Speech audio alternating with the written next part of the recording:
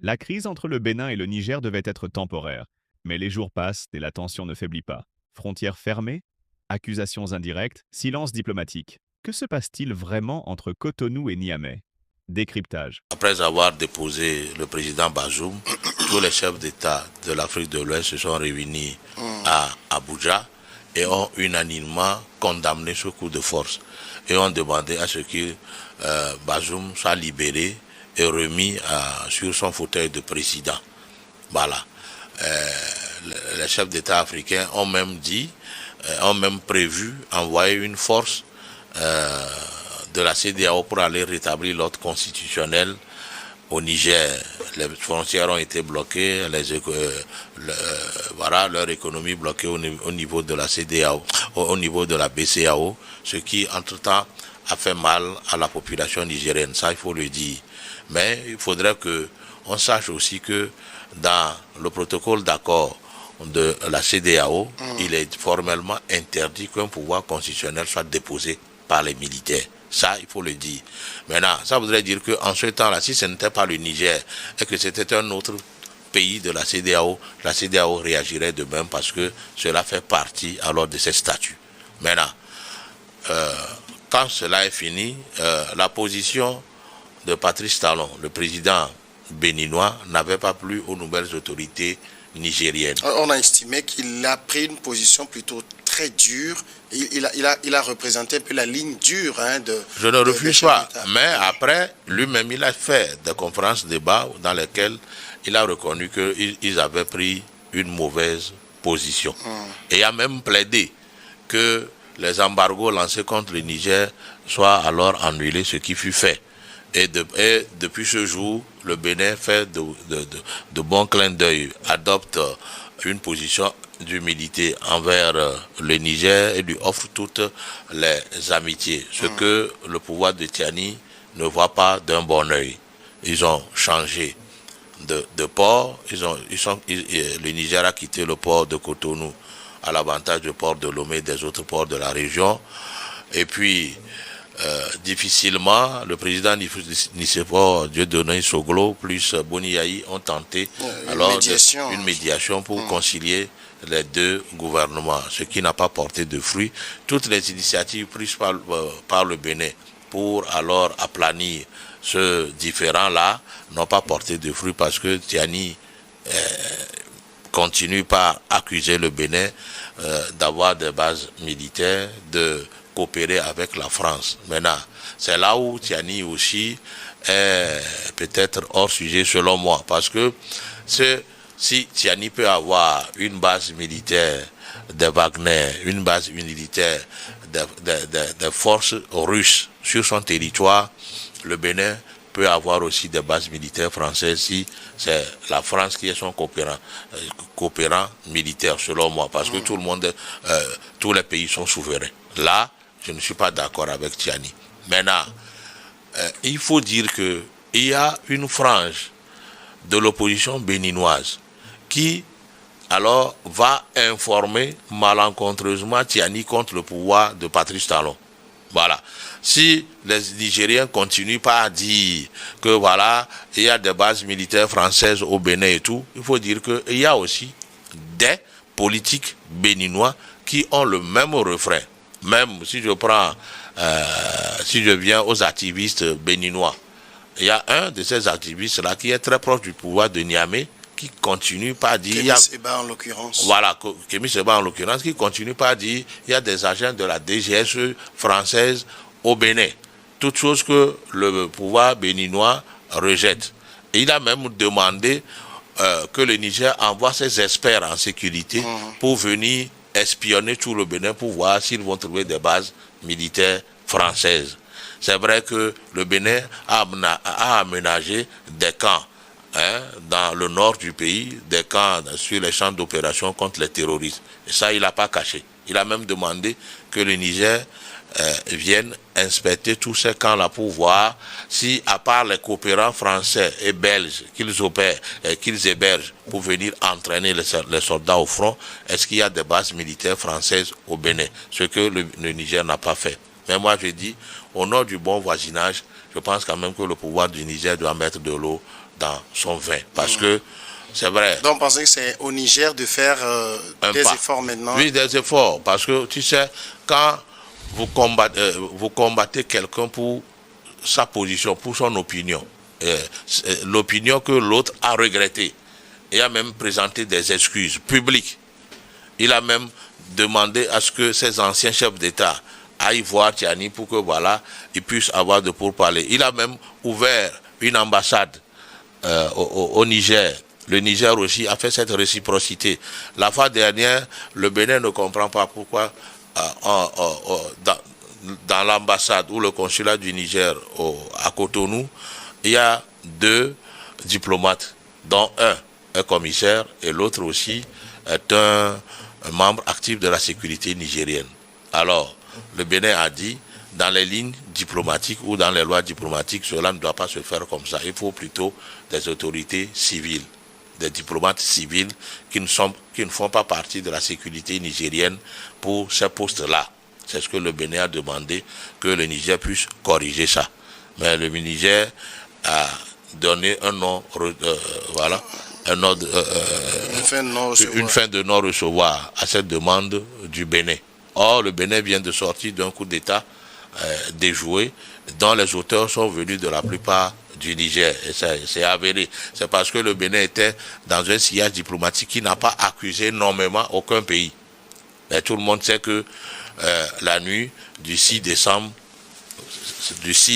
là, les frontières du Niger ont été ouvertes. Et Dieu seul sait pourquoi ces frontières du côté du Niger ont été ouvertes, puisque jusqu'alors, c'est le fleuve Niger qui sert de voie de communication entre le Niger et le Bénin. Maintenant, tout ça mis ensemble, je pense quand même qu'il est inutile de continuer par se voir en chaîne de faïence de pays voisins, dont les populations sont les mêmes. Voilà. Quand nous prenons le nord du Bénin et le sud du Niger, c'est la même population. On n'a pas besoin de le faire. Certes, vous savez, un jour, le pouvoir du Patrice Talon passera, le pouvoir de Tiani passera, mais les peuples resteront. Alors, il est inutile qu'on use de sa présence à la tête d'un pays pour créer des problèmes inutiles entre 2 pays. Est-ce que vous pensez, Yaoundé Kounou, que la tentative de coup d'État qu'il y a eu au Bénin, avec toutes les révélations qu'on a vues après, de comment la France a aidé à déjouer ce coup d'État, a pu à nouveau jeter de l'huile sur le feu dans les relations entre ces 2 voisins? Monsieur Samuel, je vais vous dire, de toute façon, monsieur Consigan a déjà tout dit, mais pour l'appuyer, je vais dire que ces poutistes ne commettent que du désordre. C'est de la pagaille, c'est de la démagogie. Et cela n'étonne pas pour des gens qui violent la constitution de leur pays, pour des gens qui ne respectent pas la constitution de leur pays, pour des gens qui sont des hors-la-loi. Moi, je les qualifie de hors-la-loi. Alors, qu'est-ce qui étonne d'eux? Et vous savez, cette situation, moi, je pense que ça doit interpeller la CEDEAO qui, dorénavant, doit prendre des initiatives pour éclairer la lanterne aux militaires, aux armées, sur les tests de loi, sur ce qu'est les prérogatives et qui les limites des corps habillés, des armées dans chaque pays. Parce que apparemment c'est comme si ça les échappe. C'est pourquoi ils se permettent ces maladresses. Non. Et donc, en tant que poutiste, quelqu'un qui ne peut pas respecter la loi de son pays, la loi fondamentale de son pays, quelqu'un qui se prend pour n'importe qui, qu'est-ce qui étonne? Est-ce que, je me demande, mais si c'est des gens qui se soucient même des conditions de vie de leur population ou de leur pays? Mais ce que le président Tiani a longtemps dit, c'est que sa sécurité est menacée avec la présence de forces hostiles du côté du Bénin. C'est vrai que le Bénin a plusieurs fois démenti, demandé à ce que le Niger envoie même ses meilleurs officiers pour vérifier. Mais est-ce que vous ne comprenez pas la position nigérienne? Excellence, c'est dit, c'est du désordre, c'est de la pagaille. Le Bénin n'est pas à la merci, sous le commandement du Niger, d'un poutiste nigérien. Le Bénin n'est pas la solde d'un poutiste nigérien. Le Bénin est libre. Quand vous allez en Côte d'Ivoire, la France a... D'abord, le Bénin, c'est une colonie française. Le général Tiani, même, il est militaire grâce à qui? Qui est-ce qui lui a fait des statuts? Son titre de général, c'est dans quelle langue? Non, il faut que ces poutistes là arrêtent de distraire, de toujours semer la pagaille, le désordre. Moi, je trouve même que le président Talon, il a même fait preuve trop d'humilité. Hein? En envoyant des émissaires, en leur donnant même... Attends, est-ce que le Bénin a de comptes à rendre au Niger? Mais le port béninois dépend en grande partie du commerce nigérien. A des comptes à rendre au Niger? Oui. Non, bon, ils sont pas envie du Niger. D'accord. Même aussi, c'est que c'est maladroit même de ce général, de ce poutiste-là. Parce que s'il faut économiquement parler du gain du Niger, et qui fait transiter ces marchandises par le port de Cotonou, et qui maintenant décide de faire passer... Vous pensez que les coûts seront moindres par rapport si c'est... Non, c'est des gens qui n'œuvrent pas pour l'intérêt de leur pays. Voilà. C'est des gens qui sont des blocages, des entraves, des handicaps pour l'évolution de leur pays, l'épanouissement de leur population. Tout simplement parce que, oui, ils ont, je vais même dire, la maladresse d'avoir des armes en main. Et voilà, c'est tout ce qu'ils peuvent en faire. Ils sont limités dans ça et ils sont devenus un blocage pour leur pays. Non, c'est du n'importe quoi. Le Bénin n'a pas d'injonction à recevoir. Le Bénin est libre. Si le Bénin décide aujourd'hui même d'avoir pleinement une base française, américaine, russe sur son territoire, c'est sur son territoire. Le poutisme n'a pas d'injonction à donner au Bénin. Non, il faut arrêter ça. Maintenant, il faut faire retomber la tension et on sait que le Niger n'est plus membre de la CEDEAO, donc cette instance qui pouvait réussir à faire asseoir autour d'une table ces deux pays. C'est vrai qu'ils se partagent l'UEMOA, mais on n'entend pas beaucoup cette organisation se prononcer dans cette situation. Comment on fait retomber la tension entre ces deux pays? C'est à Tiani de redevenir un homme. Vous savez, si il faut accuser un pays africain d'avoir des bases militaires étrangères, c'est les 3 pays de l'AES et pas les pays de la CEDEAO. Même si certains pays de la CEDEAO ont des bases étrangères, militaires étrangères, c'est leur droit. Tous les pays sont souverains, ils sont indépendants. L'un ne peut pas commander l'autre. Ce n'est pas parce que le Niger traite avec les Russes et a un accord militaire avec la Russie que le Bénin est forcé alors de chasser la France et de devenir partenaire avec la Russie et de faire la même chose que le Niger. Tous les pays ont leurs avantages. Ils savent où ils travaillent pour avoir tout ce qu'il faut pour développer leur pays. Si vous avez un développeur comme Patrice Talon, avec qui vous devez normalement collaborer pour avoir les expériences, pour alors faire la même chose, ou plus que lui, dans vos pays, que vous combattez à cause d'une opinion qui a passé. Pourquoi le Nigeria aussi a fermé ses frontières? Le Nigeria, le président nigérien, M. Ahmed Bola Tinubu, il a eu à tenir des discours plus fermes que Patrice Talon. Mais pourquoi le Niger n'a pas fermé ses frontières avec le Nigeria? Alors, le Niger même avait été privé de la fourniture d'électricité. Voilà. Pourquoi on ne fait pas la même chose contre le Nigeria? Moi, je pense quand même que les 3 pays de l'AES se sont ligués contre le Bénin et ils veulent avaler le Bénin. Ils veulent alors déposer l'ordre constitutionnel du Bénin pour mettre alors leur vallée au Bénin pour en faire ce qu'ils veulent, pour en faire leur second territoire, où il y aura un autre droit. Alors je pense quand même que si cette affaire de panafricanisme et de souveraineté, les Africains doivent le prendre avec les pincettes. Sinon, nous risquons de retourner dans les années 90 où la France nous a imposé alors la démocratie contre le mode de gouvernance que nous avons dans le temps. Et aujourd'hui, tout le monde sait que 30 ans après, ça n'a pas marché. Parce qu'aujourd'hui, tous ceux qui se disent proches de Russie et panafricanistes, on les applaudit. Même s'ils enfreignent aux droits humains, s'ils n'ont pas une bonne gouvernance de l'État, tout le monde applaudit. On ferme les yeux sur tout ce qu'ils font comme de mauvais. Et là, c'est très mauvais pour l'Afrique, parce que après des années, nous allons revenir pour combattre les mêmes régimes, pour dire que ce n'est pas bien, il faudrait qu'on change encore de méthode. Ça là, ça ne fait que nous arriérer. Le Niger n'a pas de leçon à donner sur le côté de souveraineté, sur le côté de partenaires militaire ou financier à aucun pays en Afrique ou dans le monde entier. Ils ont fait leur choix rentre dans leur souveraineté.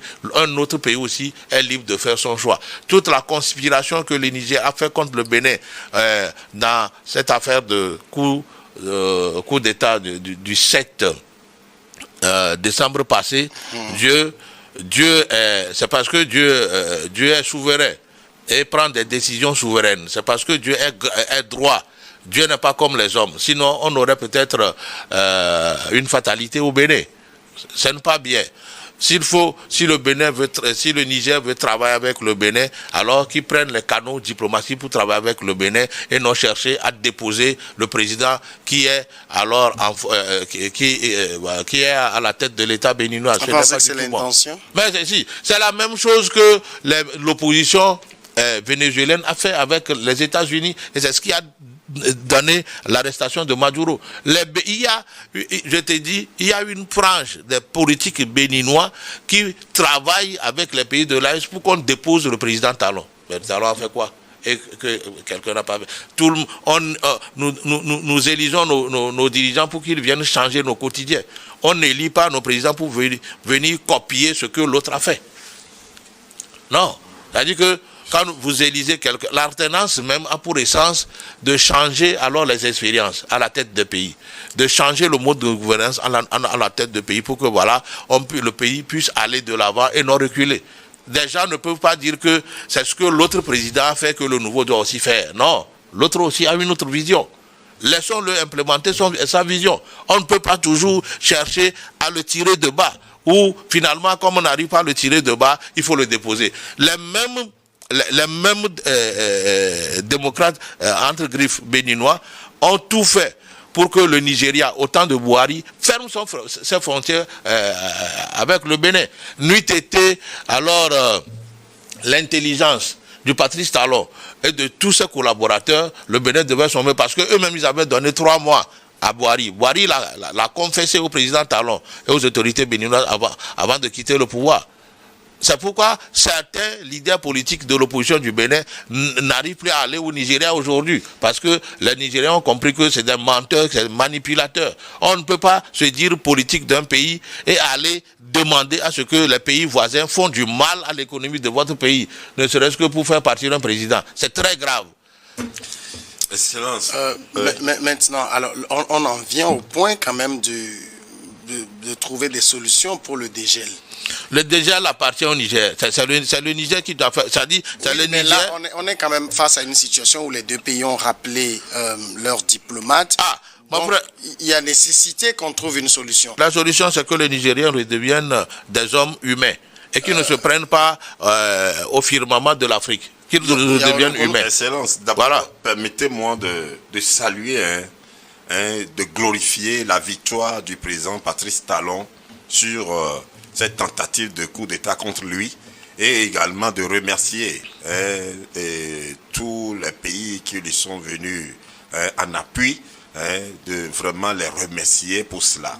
Et maintenant, pour ce qui concerne votre réponse, je crois qu'il revient. D'abord, il faut préciser que le président Talon, c'est un président légitime. C'est un président légal, comparé aux poutistes, hors la loi. Donc, je crois que les Nigériens doivent s'inscrire dans un sursaut pour se mettre debout et chasser le poutiste. On va pas aller dans ce sens-là. Laisser oui, mais sur un plateau de télé. Bon, d'accord. Et il y a pas. Et okay. Je vais dire autrement. Donc, je crois que il revient aux Nigériens de prendre conscience qu'il leur faut un dirigeant qui soit de leur choix. Oui, il a dit, les Nigériens ont accepté celui qui est là. Non, pas quoi. Ils l'ont accepté. Non, Excellence, vous êtes du 4e pouvoir.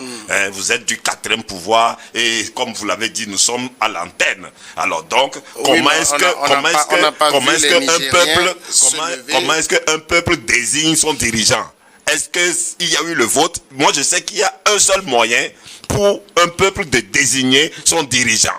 Moi, je sais qu'il y a un seul moyen. Alors, est-ce que c'est par ce moyen-là que Tiani à la tête du pays aujourd'hui ou c'est de façon arbitraire, en piétinant les constitutions. Comme je le dis, on va réfléchir maintenant aux solutions. Oui, la solution tout simplement est que le peuple nigérien doit comprendre que aujourd'hui le poutisme qui a violé la constitution de leur pays. Il y a un problème entre le Niger et le Bénin. Le Niger dit « je ne suis pas en sécurité ». Le Bénin dit « je n'ai pas de problème ». Est-ce qu'il y a aujourd'hui une instance qui peut faire asseoir ces deux pays-là pour qu'ils discutent? Moi, je pense même que le président Patrice Talon, en tant qu'un président légitime, légal, élu, désigné par son peuple, est-ce qu'il mérite même de s'asseoir avec un poutiste? Non, il ne s'agit pas de mériter. Vous avez vu même l'attitude de Patrice Talon. Il ne doit même pas tolérer de s'asseoir avec un poutiste. Je vous ai rappelé le poids du Niger dans l'économie, surtout dans le port béninois. Mais depuis que le Niger le fait, est-ce que le Bénin s'est effondré? Le Bénin ne s'est pas effondré, mais le port est presque désert à moitié au niveau du Bénin. Donc, quelle solution envisager? Donc, il revient au poutiste. Il va falloir que le Niger comprenne que la souveraineté est l'apanage de tous les pays, de tous les États. Depuis leur indépendance, tous les pays sont souverains. Il faudrait qu'ils comprennent ça. C'est des leçons élémentaires. On avait parlé des États-Unis tout à l'heure. Non, écoutez, écoutez, le Niger est un pays. La souffrance du peuple nigérien. Le Niger est un pays souverain, le Bénin est un pays souverain. Alors, seuls les Béninois doivent décider de qui alors leur prêt comme partenaire militaire, comme partenaire financier. Le Bénin n'a pas à imposer alors un partenariat militaire ou économique au Niger. Le Niger, vice-versa, n'a pas à imposer un partenaire militaire ou financier ou quoi que ce soit pour le Bénin. Si les Nigériens comprennent ça,